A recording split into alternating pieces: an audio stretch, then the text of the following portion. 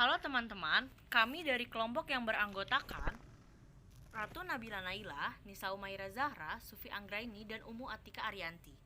Kami di sini akan menjelaskan tentang kode akun Siskedes pada akuntansi pemerintahan.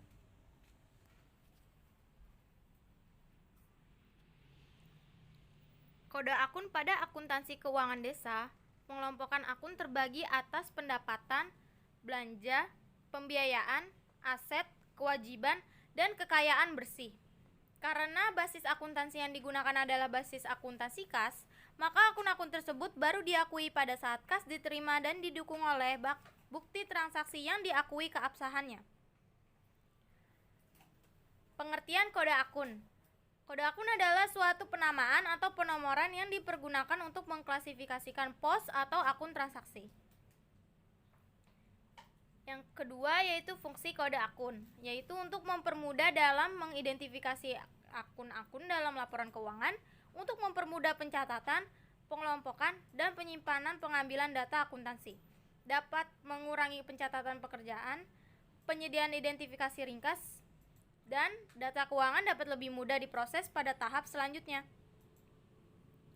Berikutnya, tujuan diadakan pembakuan kode akun yaitu perencanaan anggaran pendapatan, belanja, dan pembiayaan dilakukan secara proporsional, transparan, dan profesional. Pelaksanaan anggaran berbasis kinerja dilakukan secara lebih akuntabel. Laporan keuangan mengakomodasi secara baik pengendalian anggaran, pengukuran kinerja, dan pelaporan kinerja keuangan dalam laporan keuangan. Berikutnya, karakteristik kode akun pemerintah desa, yaitu luas, artinya mudah disisipkan jika terdapat penambahan akun baru. Sederhana, artinya sesuai dengan tujuan akun, namun mudah dimengerti. Unik, artinya setiap akun mempunyai kode masing-masing dan unik. Sistematik, artinya urutan akun sesuai dengan akun utama. Berikutnya, struktur kode akun. Kode rekening 1 adalah pendapatan. Kode rekening 3 adalah pembiayaan. Kode rekening 4 adalah aset. Kode rekening 5 adalah kewajiban. Dan kode rekening 6 adalah kekayaan bersih. Akun pendapatan, belanja, dan pembiayaan memiliki kode rekening standar. Sedangkan akun aset, kewajiban atau liabilitas, dan kekayaan bersih atau ekuitas tidak memiliki kode rekening standar karena belum ada peraturan tentang itu. Berikutnya, daftar kode rekening. Kode akun pada akuntansi desa terdiri dari 4 level, yaitu akun, kelompok, jenis, dan objek. Di mana kode akun untuk level 1-3 atau tingkat akun, kelompok, jenis sudah memiliki kode rekening standar yang telah dibakukan melalui Permendagri. Adapun kode rekening untuk kode akun level 4 atau tingkat objek diatur lebih lanjut dalam peraturan bupati atau wali kota. Pengaturan tersebut disesuaikan dengan kondisi dan kebutuhan daerahnya masing-masing. Selanjutnya ada pendapatan. Adalah semua bentuk penerimaan uang melalui rekening desa, kelurahan, dan hak desa atau kelurahan dalam satu anggaran yang tidak perlu dibayar kembali oleh desa atau kelurahan. Pihak-pihak yang terkait dalam proses penerimaan pendapatan desa atau kelurahan yaitu pemberi dana seperti pemerintah pusat, provinsi, kabupaten, kota, masyarakat, dan pihak ketiga. Penerima dana seperti bendahara, pelaksana kegiatan, kepala dusun, atau sekretaris kelurahan, dan bank. Selanjutnya ada sumber pendapatan yaitu yang pertama, menurut Pendagri nomor 20 tahun 2018 bersumber dari pendapatan asli desa, kelurahan, transfer, dan pendapatan lain-lain. Meliputi hasil usaha desa atau kelurahan. Contohnya desa atau kelurahan memiliki badan usaha, BUMDes atau BUMKEL yang bergerak di bidang usaha pembuatan batik. Hasil badan usaha tersebut masuk ke dalam hasil usaha desa atau kelurahan. Hasil aset kekayaan desa atau kelurahan, contohnya bangunan, hutan, wisata, dan lain-lain yang dikelola oleh desa atau kelurahan. Swadaya, partisipasi, dan gotong royong. Penerimaan ini berasal dari masyarakat desa atau kelurahan. Lain-lain pendapatan asli desa atau kelurahan, pendapatan ini berupa hasil pungutan desa atau kelurahan. Yang kedua ada pendapatan transfer yang meliputi dana desa atau kelurahan, yaitu sumber dana desa atau kelurahan yang berasal dari anggaran pendapatan dan belanja negara ditransfer melalui anggaran pendapatan dan belanja daerah kabupaten atau kota untuk menyelenggarakan pemerintahan, pembangunan desa atau kelurahan, pembinaan dan pemberdayaan masyarakat. Alokasi dana desa atau kelurahan (ADD atau ADK) yaitu dana yang dialokasikan oleh kabupaten desa untuk desa atau kelurahan bersumber ADD atau DK ini adalah dana pembangunan pusat dan daerah yang diterima oleh kabupaten untuk desa atau kelurahan. Yang ketiga adalah bantuan keuangan APBD, pemerintah provinsi, kabupaten atau kota. Yang ketiga ada pendapatan lain-lain, meliputi hibah dan sumbangan pihak ketiga yang tidak mengikat. Sumbangan ini dari pihak ketiga yang berbentuk hadiah, donasi, wakaf, hibah, atau sumbangan lain. Sumbangan yang berbentuk barang, bergerak maupun tidak bergerak, dicatat sebagai barang inventaris, kekayaan milik desa atau kelurahan sesuai dengan undang-undang. Dapat juga berbentuk uang, tetapi tidak mengikat. Yang kedua ada lain-lain pendapatan desa atau kelurahan yang sah, antara lain hasil kerjasama dengan pihak ketiga dan bantuan perusahaan yang berlokasi di desa atau kelurahan. Selanjutnya ada jenis, yaitu pendapatan asli desa yang tadi hasil usaha, hasil aset kekayaan desa kelurahan, swadaya, partisipasi, gotong royong, dan lain-lain pendapatan asli desa atau kelurahan. Kedua ada transfer, dana desa atau kelurahan bagi hasil pajak daerah bumi dan bangunan PBB, alokasi dana desa atau kelurahan ADD, bantuan APBD, pemerintah provinsi, kabupaten atau kota. Yang ketiga ada pendapatan lain-lain yaitu hibah dan sumbangan pihak ketiga yang tidak mengikat, lain-lain pendapatan desa atau kelurahan yang sah. Selanjutnya ada kode akun. Yang pertama level 1 kode akun pendapatan yaitu pendapatan. Level 2 kode kelompok pendapatan asli desa. Level 3 kode jenis pendapatan hasil usaha. Level 4 objek pendapatan diatur dalam perkada, tambatan perahu atau tambahan perkada. Selanjutnya belanja.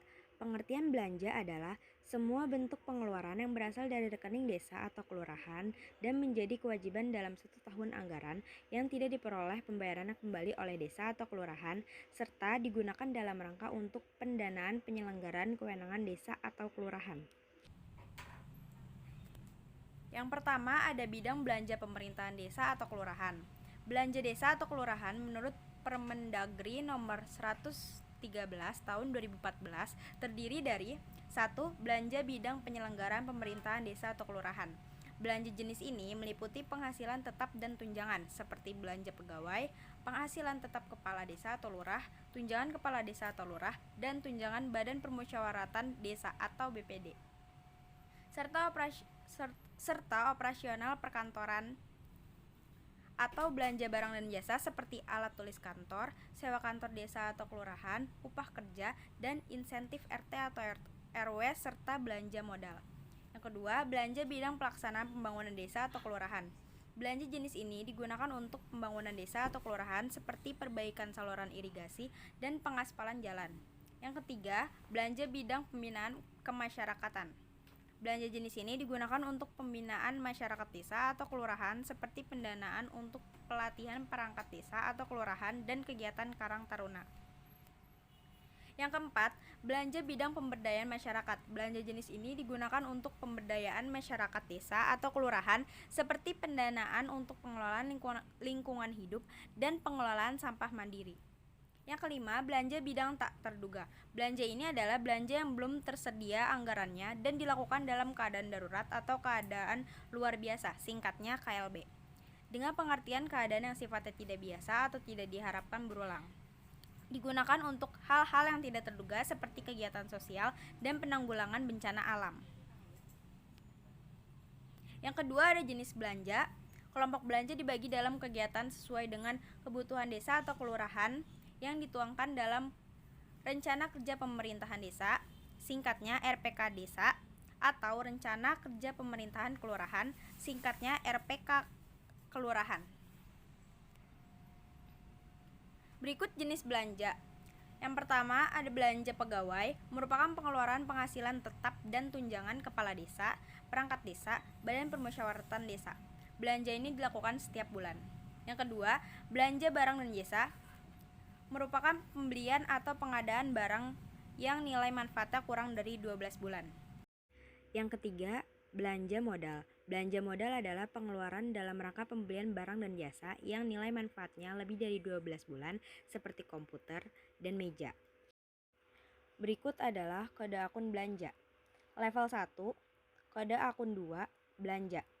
Level 2, kode kelompok belanja. Ada bidang, yaitu pelaksanaan pembangunan desa atau kelurahan. Dan ada kegiatan, yaitu penyelenggaraan PAUD, TK, TPA, dan TPQ. Selanjutnya level 3, kode jenis belanja, yaitu belanja barang dan jasa. Level 4, objek belanja diatur dalam perkada, yaitu belanja barang perlengkapan. Selanjutnya ada pembiayaan. Pembiayaan artinya semua bentuk penerimaan yang perlu dibayar kembali atau pengeluaran yang akan diterima kembali pada tahun anggaran pada saat itu dan tahun anggaran berikutnya.